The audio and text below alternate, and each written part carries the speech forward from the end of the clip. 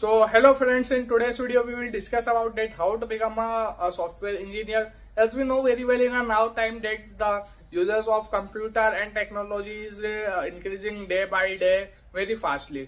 हम सबको ही पता है कि आज के टाइम में अगर छोटे से छोटा बच्चा 3 साल का बच्चा है तो भी उसे खाना खाने के लिए मोबाइल चाहिए, गेम खेलने के लिए मोबाइल चाहिए।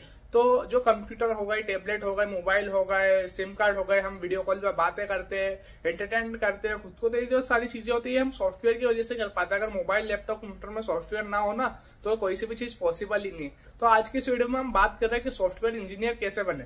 हाँ, सॉफ्टवेयर सबसे पहले एक बात क्लियर कर दूं कि सॉफ्टवेयर इंजीनियर और सॉफ्टवेयर डेवलपर दो ही अलग अलग बात है। सॉफ्टवेयर ये दोनों एक दूसरे से रिलेटेड बट दोनों अलग अलग कोर्स रहते हैं, दोनों अलग अलग चीजें रहती है। तो आज की वीडियो में हम सॉफ्टवेयर इंजीनियर की बात कर रहे हैं, ना ही सॉफ्टवेयर डेवलपर की। तो जो सॉफ्टवेयर इंजीनियर होता है उसको बनने के लिए आपको आपकी 12th जो क्लास है वो मैथ स्ट्रीम से पास आउट करना पड़ेगी। उसके बाद अगर आपको एडमिशन लेना तो डायरेक्ट भी एडमिशन हो जाते हैं, जेई बेस पे भी होते हैं, और कॉलेज अपनी अपनी एंट्रेंस एग्जाम भी रख लेते हैं जो प्राइवेट कॉलेजेस होते हैं। देन अगर जो गवर्नमेंट कॉलेजेस है उसके लिए आपको जेई देना पड़ेगी। जेई दे दी, 12th कंप्लीट कर ली मैथ स्ट्रीम से। देन आपको बीसीए बीटेक करना है कंप्यूटर साइंस इंजीनियरिंग में।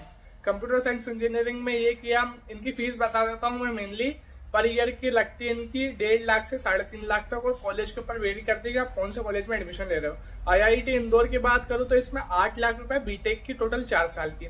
ठीक है, देन आपने कंप्यूटर साइंस इंजीनियरिंग में कर लिया। देन उसके बाद आपको जो डाटा प्रोग्रामिंग होती है उन सबको याद करना पड़ेगा। डाटा या फिर कोड वर्ड प्रोग्रामिंग जैसे जावा हो गए, पाइथन हो गए, रूबी हो गए, जावास्क्रिप्ट हो गए, इस सारी चीजें आपको लर्न करना पड़ेगी। देन आपको जो डाटा स्ट्रक्चर और एल्गोरिदम होते हैं वो सारी चीजें भी समझना पड़ेगी।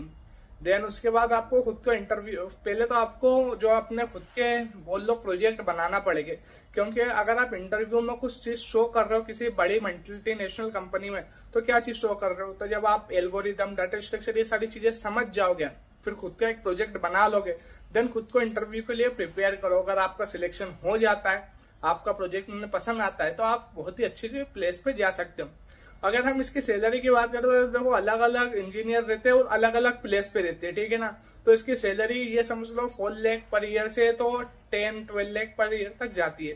देन उसके ऊपर भी जा सकते हैं और उससे नीचे से भी जा सकती है, आपके ऊपर डिपेंड करता है आप किस जगह पे काम कर रहे हो। सो आई होप कि आज की इस वीडियो में आपकी जो सभी डाउट है सॉफ्टवेयर इंजीनियर से रिलेटेड वो सब क्लियर हो गए होंगे। Thank you.